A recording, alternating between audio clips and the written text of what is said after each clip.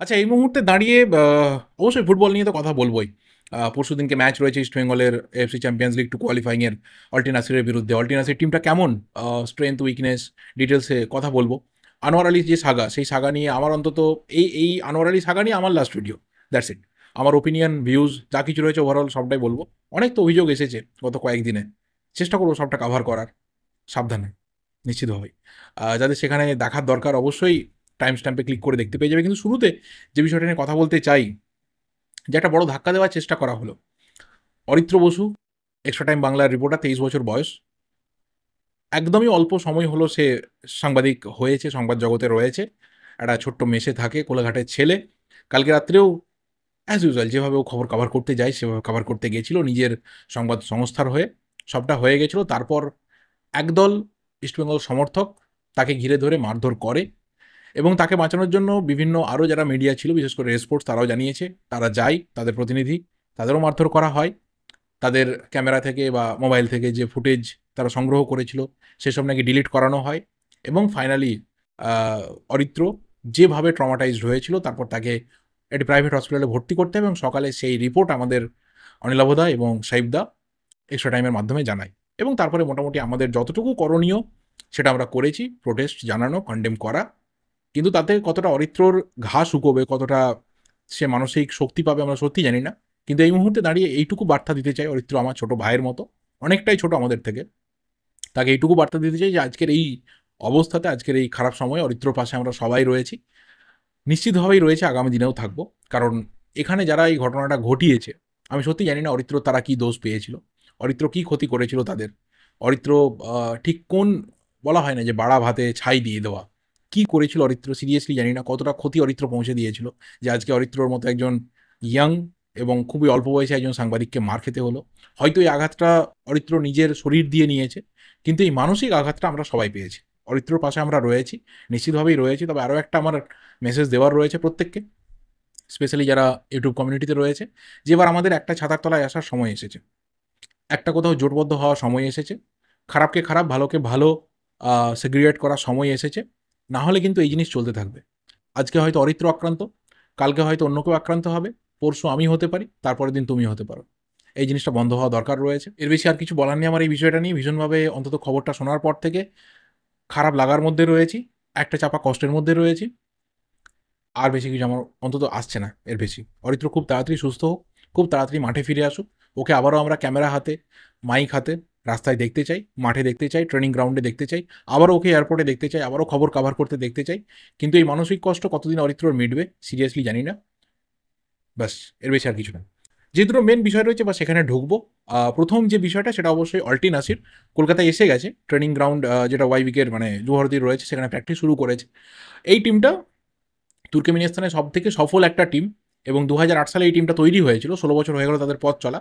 এবং তুর্কমেনিস্তানের যে লিগ সেখানে 9টা মাত্র ক্লাব খেলে এবং মোটামুটি একটা ফার্মার্স লিগ চলে। মানে যখন যাদের সময় আসে তখন তারাই কিন্তু জিততে থাকে।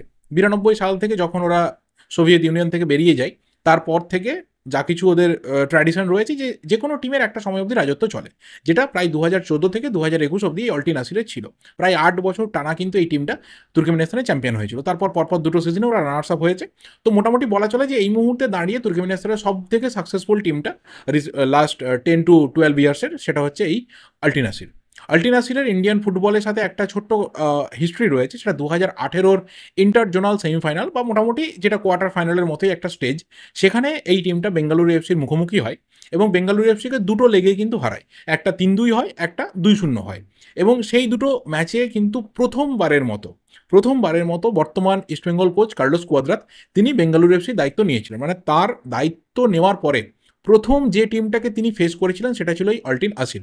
এবং সেখানে পরপর দুটো ম্যাচ কিন্তু অল্টিন আসির বেঙ্গালুরু এফসিকে হারিয়ে দিয়েছিল। দেখো, এই টিমটার যদি মার্কেট ভ্যালুর দিকে তাকানো যায় তাহলে দেখা যাবে সেটা ভীষণভাবে লোয়ার। আপাতত যা কিছু আমি ওদের ডেটাবেস চেক করলাম, বিভিন্ন জায়গাতে সব কিছু চেক করলাম, কোনো বিদেশি প্লেয়ারের আমি খোঁজ পাইনি। যারা রয়েছে তারা সকলেই কিন্তু তুর্কমেনিস্তানের প্লেয়ার। তুর্কমেনিস্তান দেশীয় র্যাঙ্কিং ওয়াইজ কিন্তু ইন্ডিয়ার নিচে রয়েছে। কিন্তু এই ক্লাবটা দীর্ঘদিন ধরে মোটামুটি এএফসি কাপে ভালো পারফরমেন্স করে আসছে।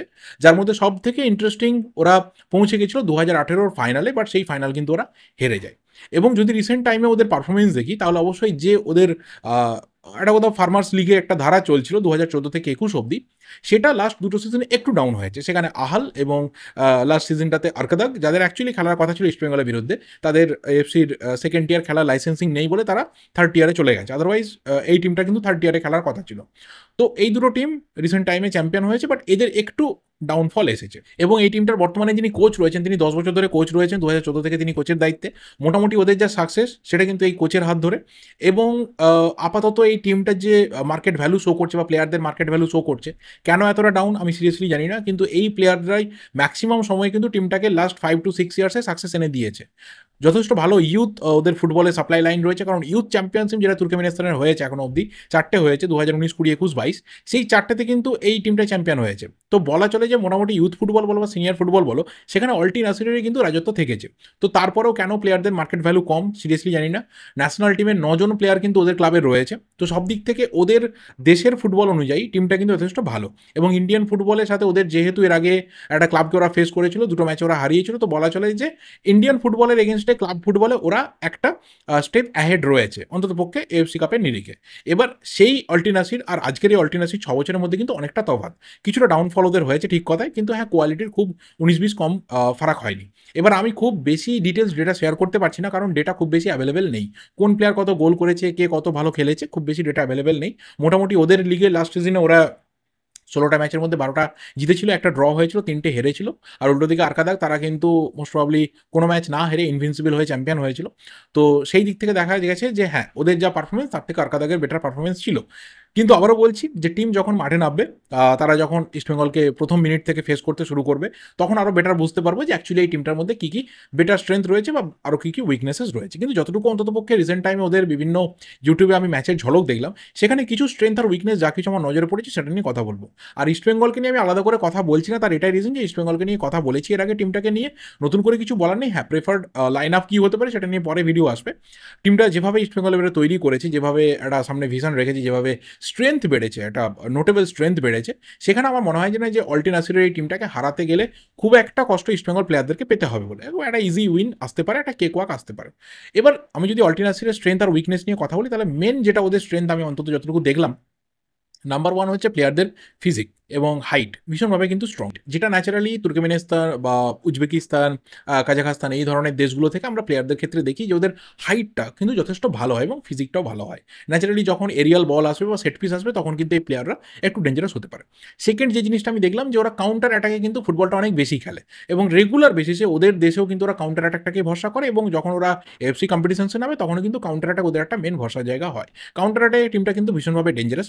দুটো উইং ব্যাক এবং দুটো উইঙ্গার, তারা কিন্তু আর্গুয়েবলি গোটা সিজন জুড়ে সব থেকে ভালো পারফরমেন্স করে, এবং সেন্টার ফরওয়ার্ডকে যে বল ফিড করা, সব থেকে বেশি বল ফিডিং কিন্তু এখান থেকে হয়। আর এই ক্ষেত্রে একটা জিনিস ছোট্ট করে বলে রাখা ভালো, যে এই টিমটা কিন্তু তুর্কমেনিস্তানের যে টেলিকম মিনিস্ট্রি তার আন্ডারে রয়েছে, টার্ক টেলিকম, তাদের আন্ডারের এই টিমটা। তো সরকারি টিম বললেও বলা যায়।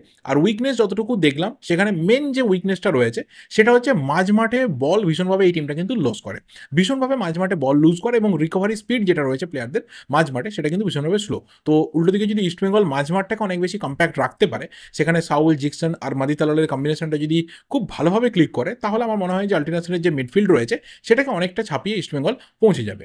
সেকেন্ড যে জিনিসটা দেখলাম সেটা হচ্ছে গোলকিপারের এজ, যেটা যথেষ্ট বেশি, এবং লাস্ট সিজনে ওদের সব থেকে বেশি গোল কনসিড করা, সেই ক্ষেত্রে গোলকিপিংয়ের পজিশনিং কিছু ভুল রয়েছে, এবং ডিফেন্ডারদের সাথে গোলকিপারের যে কমিউনিকেশন, সেখানে অনেকটা গ্যাপ থেকেছে, এবং সেই কারণে ওরা কিন্তু গোল কনসিড করেছে। এই জায়গাটা ইস্টবেঙ্গল কিন্তু সেট পিস থেকে কাজে লাগাতে হবে, যেখানে সেট পিস নেওয়ার প্লেয়ার ইস্টবেঙ্গলে যথেষ্ট ভালো ভালো রয়েছে। আর এর বেশি আমি বলবো না যে খুব বেশি উইকনেস আমার চোখে পড়েছে বা খুব বিরাট আমি খেলা দেখেছি, ম্যাচ দেখেছি, আলাদা করে আর কিছু বলার নেই।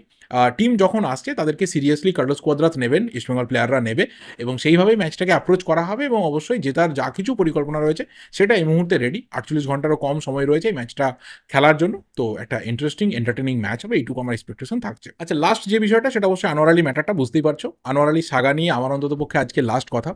এরপর প্লেয়ার আনোয়ার আলীকে নিয়ে কথা হবে, ইস্টবেঙ্গলের আনোয়ার আলীকে নিয়ে কথা হবে, কিন্তু আনোয়ার আলীর এই পিএসসি, আনোয়ার আলী, মোহনবাগান, দিল্লি, ইস্টবেঙ্গল এই সাগা নিয়ে আর কোনো কথা হবে না। This is the last video regarding Anwar Ali Saga. 3টে মেন বিষয় রয়েছে। তিনটে মেন বিষয় রয়েছে, অনেকের জানার ব্যাপার রয়েছে, অনেকের ফিডব্যাক দিয়েছে অনেকে, এবং আমি কবে কি বলেছি, কেন বলিনি বা বলেছি কি বলিনি, এসব নিয়ে অনেকের জানার ইচ্ছা। যেহেতু এটা লং টাইম ধরে চলছে, ট্র্যাক করে রাখা কারোর পক্ষেই পসিবল না, তো সেই কারণে মনে হলো শেষ দিনকে এটা নিয়ে ছোট্ট করে কিছু বলে দেওয়া দরকার। নাম্বার ওয়ান, সেটা হচ্ছে আনোয়ার আলীর সাথে 2023-এ যে চুক্তিটা হয়েছিল, যে লোন কন্ট্রাক্ট হয়েছিল, সেটা কি ভ্যালিড কন্ট্রাক্ট ছিল? ডেফিনেটলি সেটা একটা ভ্যালিড কন্ট্রাক্ট ছিল। ফিফার যে পুরনো আরএসটিপি রয়েছে, যেটা এআইএফএফ এখনও অবধি ফলো করে, 2025-এর মধ্যে সেটা তারা অ্যামেন্ড করবে বলে আগে থেকেই ঠিক ছিল, সেই নিয়ম মোতাবেক কিন্তু 4 বছরের লোন কন্ট্রাক্ট ভ্যালিড ছিল। যদি ভ্যালিড সেটা না থেকে থাকে, তাহলে সেখানে মোহনবাগান দোষী, দিল্লি এফসি দোষী, আনোয়ার আলী দোষী, এআইএফএফ দোষী, এবং যেহেতু মোহনবাগান এএফসি কাপ খেলেছিল, এএফসিতেও তার কন্ট্রাক্ট গিয়ে রিচ করেছিল, এএফসিও দোষী। তো এখানে যদি ভুল হয়ে থাকে, এই 5টা এন্টিটি কিন্তু দোষ করেছিল। আর যদি এটা লিগাল হয়ে থাকে, যদি এটা ভ্যালিড হয়ে থাকে, তাহলে এখানে কারোর কোনো দোষ ছিল না। সেই লোন কন্ট্রাক্ট ভীষণভাবে লয়ারদের সাহায্য নিয়ে বা রুলের সাহায্য নিয়ে সেটা সিগনেচার হয়েছিল, অর্থাৎ সেই লোন কন্ট্রাক্ট কিন্তু ভ্যালিড ছিল। যারা আজকে বলছে ইনভ্যালিড বা ইললিগাল, তারা নিজেদের গ্রাউন্ডে বলতে পারে, সেটা নিয়ে আমার আলাদা করে কিছু বলার নেই। দ্বিতীয় যে ব্যাপারটা, সেটা হচ্ছে বর্তমানে আনোয়ার আলী যেটা করলো, যেভাবে আনজাস্ট টার্মিনেশন করলো, যেভাবে কোনো কারণ ছাড়া মোহনবাগান থেকে বেরিয়ে গেল, এটা কি ইল্লিগালি হলো? এটা কি লিগাল প্রসেসে হলো? এটা যদি ইল্লিগাল হয়ে থাকে, তাহলে পিএসসি কেন তাকে ছাড়পত্র দিল ইস্টবেঙ্গলে খেলতে যাওয়ার জন্য? দেখো, পিএসসি তার লাস্ট যে ইন্টারিম অর্ডার বেরিয়েছিল, সেখানে পরিষ্কার জানিয়ে দিয়েছিল যে এটা একটা without just cause termination. That means, সোজা কথায়, যে এটা অনৈতিকভাবে বা অবৈধভাবে একটা প্লেয়ার কিন্তু টার্মিনেশনটা করেছে, এবং যা কিছু কনসিকুয়েন্সেস আসবে তাকে কিন্তু ফেস করতে হবে। কিন্তু এখানে যেহেতু প্লেয়ার তার লাইভলিহুড, তার কেরিয়ারের সিকিউরিটি এবং তার ফিউচারের কথা ভাবতে বলেছিল পিএসসিকে, সেখানে পিএসসির আদার্স কোনো অপশন ছিল না। সেই প্লেয়ারটাকে কিন্তু তার ডিজায়ার্ড ক্লাবে পাঠানো ছাড়া পিএসসির কাছে কোনো অপশন নেই।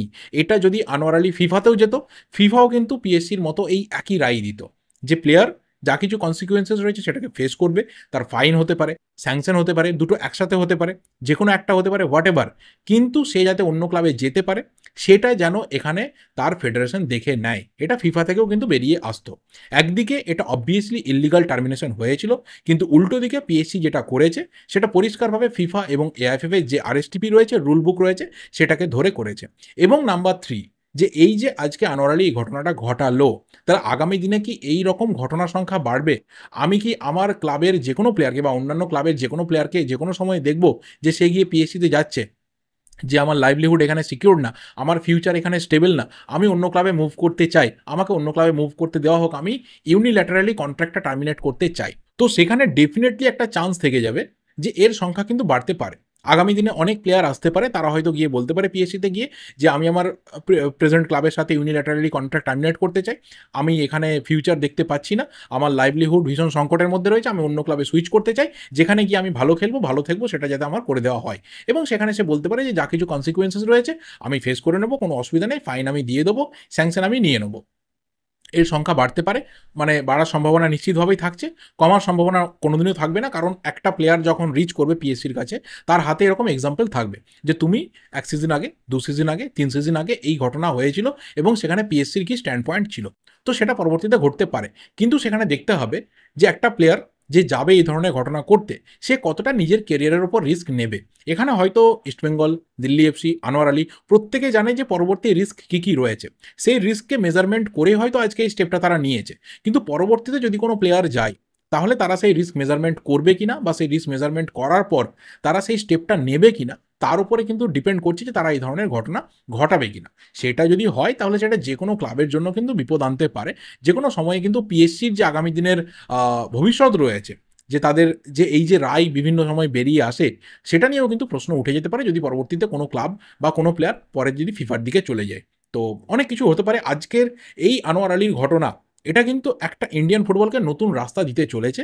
সেই রাস্তা ভালো রাস্তা না খারাপ রাস্তা, সেটা সময় কথা বলা যাবে, ফিউচার আমরা কেউই প্রেডিক্ট করতে পারি না। তো এর বেশি আর কিছু বলার নেই। ওভারঅল ভিডিওটা থেকে যা কিছু তোমাদের ওপিনিয়ন রয়েছে, অবশ্যই কমেন্ট করে জানাতে থাকো। ভিডিওটা ভালো লাগলে লাইক করো, শেয়ার করো। দেখা হবে পরের ভিডিওতে।